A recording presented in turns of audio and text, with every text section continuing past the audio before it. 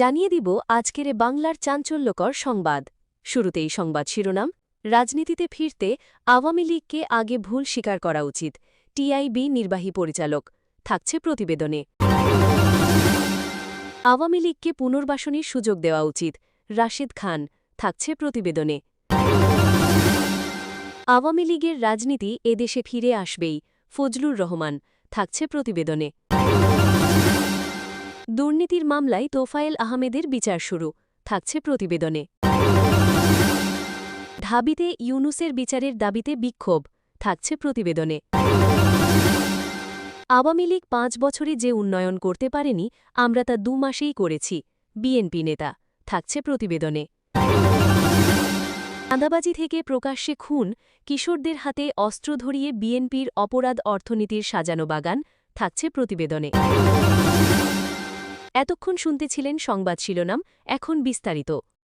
রাজনীতিতে ফিরতে আওয়ামী লীগকে আগে ভুল স্বীকার করা উচিত, টিআইবি নির্বাহী পরিচালক।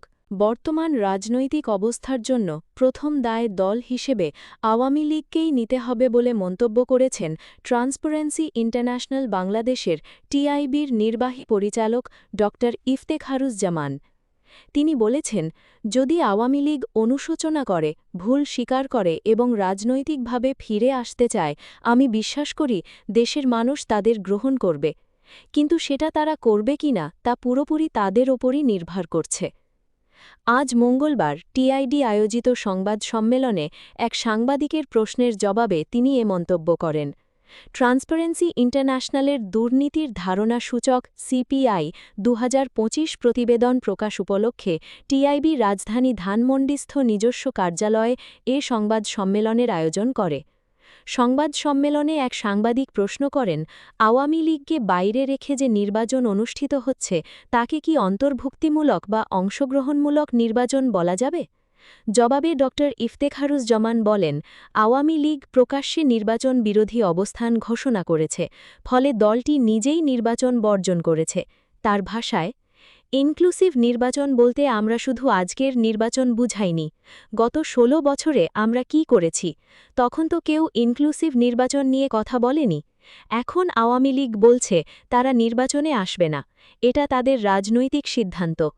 তিনি বলেন, দল হিসেবে নির্বাচন বর্জনের ঘোষণা দিলেও মাঠ পর্যায়ে আওয়ামী লীগের নেতাকর্মী ও সমর্থকদের কার্যক্রম থেমে নেই। অনেকে অন্য দলে যোগ দিচ্ছেন, কেউ কেউ বিভিন্ন প্রার্থীর পক্ষে প্রচারণাও চালাচ্ছেন। টিআইবির নির্বাহী পরিচালক আরও বলেন, মাঠে তো আওয়ামী লীগের ভোটার আছে, তারা ভোট দিয়েছে, আবার কিছু অংশ সহিংসতার মাধ্যমে নির্বাচন ঘিরে অস্থিতিশীলতা তৈরির চেষ্টা করছে, এগুলোও আমরা দেখছি। আওয়ামী লীগকে পুনর্বাসনের সুযোগ দেওয়া উচিত, রাশেদ খান। আওয়ামী লীগ একটি বড় দল, এই দলের সবাইকে আন্ডারগ্রাউন্ডে না পাঠিয়ে দিয়ে পুনর্বাসনের সুযোগ দেওয়া উচিত বলে মনে করেন গণ অধিকার পরিষদের কেন্দ্রীয় সাবেক সাধারণ সম্পাদক রাশেদ খান। এ সময় তিনি তা সংসদে পাশ করানোর প্রস্তাবও করেন। রোববার বিকেলে ফেসবুকে নিজের ভেরিফাইড আইডিতে এক পোস্টে তিনি এ মন্তব্য করেন।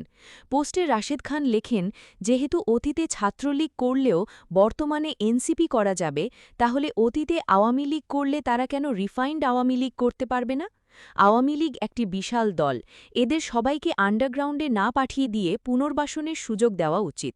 উদাহরণ দিয়ে তিনি বলেন, যেমন কেউ এনসিপিতে পুনর্বাসিত হোক, কেউ জামায়াতে, কেউ রিফাইন্ড আওয়ামী লীগ হিসেবে। হাসনাত আবদুল্লাকে উদ্দেশ্য করে রাশেদ খান বলেন, আশা করি এটাতে মাননীয় এমপি হাসনাত আবদুল্লার কোনো আপত্তি থাকবে না। তিনি সংসদে দাঁড়িয়ে এই প্রস্তাব উত্থাপন করে কণ্ঠভোটে পাশ করিয়ে আনবে। আওয়ামী লীগের রাজনীতি এদেশে ফিরে আসবেই, ফজলুর রহমান। বিএনপি চেয়ারপারসনের উপদেষ্টা বীর মুক্তিযোদ্ধা ফজলুর রহমান বলেছেন, যারা মনে করছেন আর কখনো আওয়ামী লীগ কখনো আসব না, তাদের ধারণা ভুল। এদেশের রাজনীতিতে আওয়ামী লীগ আসবে, হয়তো এই নামে নাও আসতে পারে বা এই নেতৃত্বে না আসতে পারে, তবে আওয়ামী লীগ আসবেই। ফজলুর রহমান মনে করেন, বৈষম্য বিরোধী ছাত্র আন্দোলন শুধু ছাত্র আন্দোলন নয়, এই আন্দোলন ছিল ছাত্র জনতার আন্দোলন। কাজেই ক্রেডিট যদি থেকে থাকে সেটা অবশ্যই ছাত্র এবং জনতার। এই আন্দোলনে বিএনপির রাজনীতির অবদানের সবচেয়ে বেশি বলেন তিনি। বৈষম্য বিরোধী আন্দোলনের নেতারা এসে পাকা ধান কেটে নিয়ে গিয়েছে। বৈষম্য বিরোধী ছাত্র আন্দোলনের নেতারা নিজেরা সব একা ভোগ করতে চাচ্ছে, বিএনপিকে বঞ্চিত করে।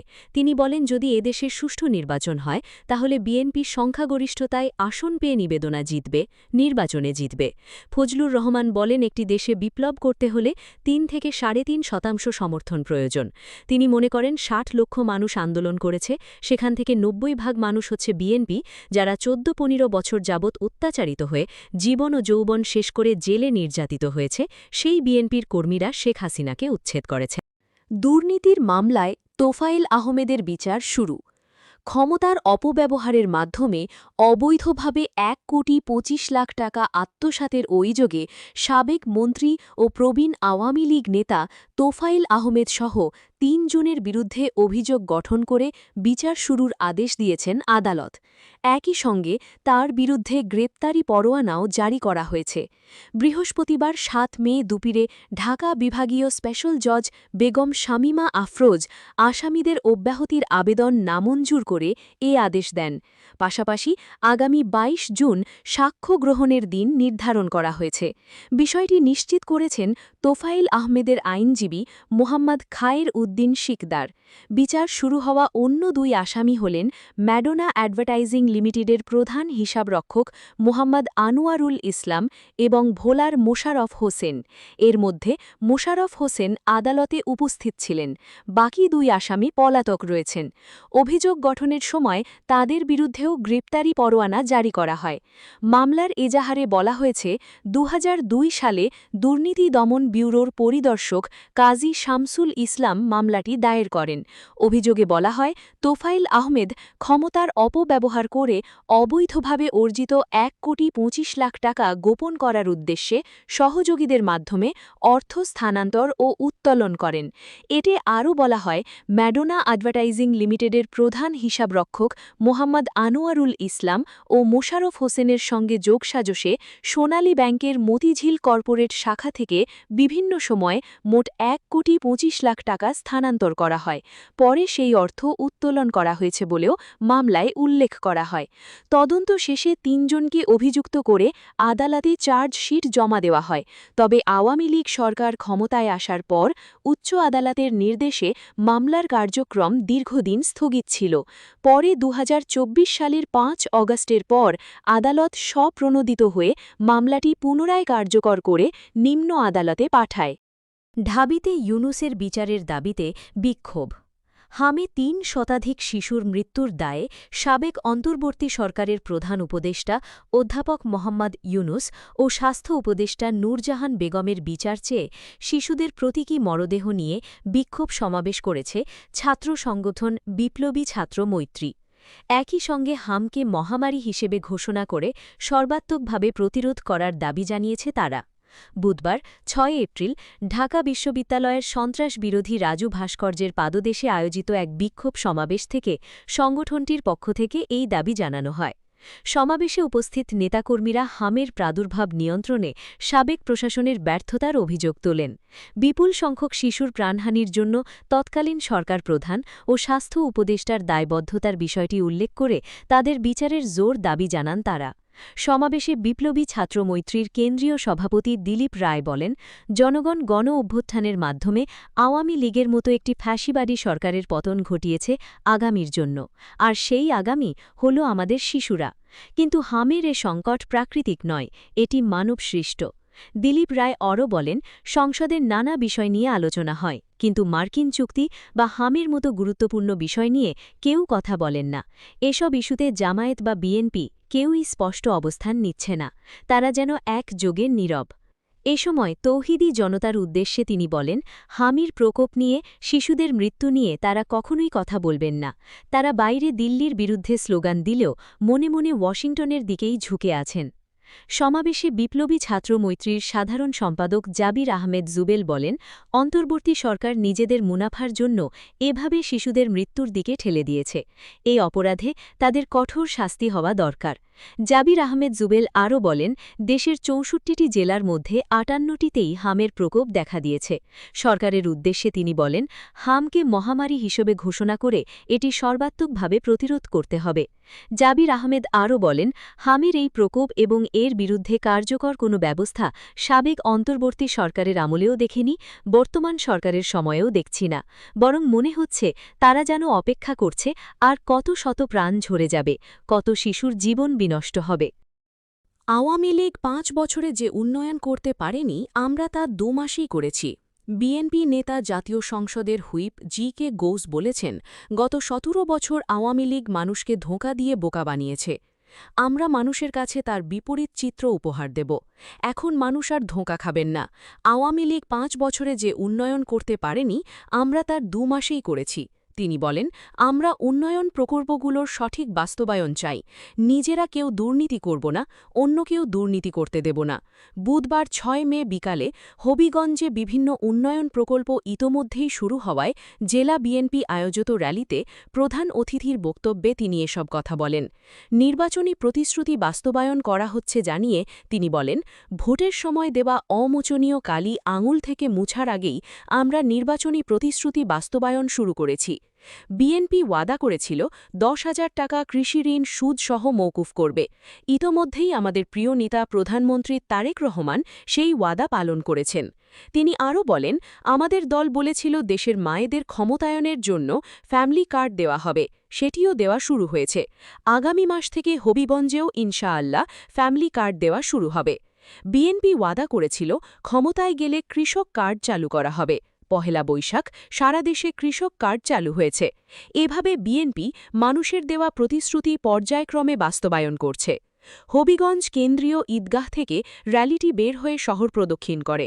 এতে উপস্থিত ছিলেন জেলা বিএনপির যুগ্ম আয়োজক অ্যাডভোকেট হাজি নুরুল ইসলাম, হাজি এনামুল হক, শ্রমিক দল সভাপতি ইসলাম তরফদার তনু, সাধারণ সম্পাদক এস.এম. বজলুর রহমান, পৌর বিএনপির সভাপতি তাজুল ইসলাম চৌধুরী ফরিদ, যুবদল আয়োজক জালাল আহমেদ এবং সদস্য সচিব শফিকুর রহমান সীতু প্রমুখ।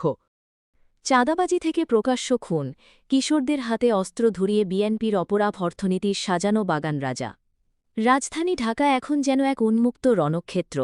যে শহরকে আমরা নিজেদের আত্মার শহর ভাবি, সেই শহরের অলিগলি থেকে রাজপথ আজ লাল হয়ে উঠছে খুনের রক্তে।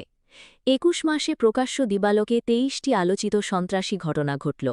এর মধ্যে ৭টি নৃশংস হত্যাকাণ্ড। খুনের শিকারদের অধিকাংশই খুন হয়েছেন পেশাদার শুটারদের গলিতে। যেন সিনেমার কোনো দৃশ্য নয়, যেন আমাদের নিত্যদিনের বাস্তবতা। অথচ এই যে মৃত্যুর মিছিল, এই যে টিটন থেকে শুরু করে টেলি সুমন, আরিফ সিকদার কিংবা কামরুল হাসান সাধনের মতো মানুষদের প্রকাশ্যে হত্যা, এগুলো কোনো বিচ্ছিন্ন ঘটনা নয়। এগুলো একটি গভীর রাজনৈতিক পৃষ্ঠপোষকতার স্পষ্ট ছাপ। যে দলটি নিজেদের গায়ে রাষ্ট্র মেরামতের দায়ভার নিয়েছে, সেই দলটির শাসনামলে পুরনো সন্ত্রাসীরা যেন জেলের তালা ভেঙে রাস্তায় নেমে এসেছে। প্রশ্ন জাগে, জিয়া অরফানেজ ট্রাস্ট থেকে ক্রসফায়ারের ভুয়া নাটক মঞ্চায়ন করা এই দলটি কি আবারও অন্ধকার জগতের কারিগর হয়ে উঠল? খন্দকার নাঈম আহমেদ ওরফে টিটনের রক্ত রাজপথ শুষে নেওয়ার আগেই নিয়তি যেন বার্তা দিয়েছিল। গুলশানের সুমন মিয়া, বাড্ডার সাধন, পরস্পর প্রতিশোধের এই চক্র থামেনি একদিনও। ভুক্তভোগী মোহাম্মদ রাজন বলছেন, তার মাথা থেতলে দিয়ে মৃত ভেবে ফেলে রাখা হয়েছিল।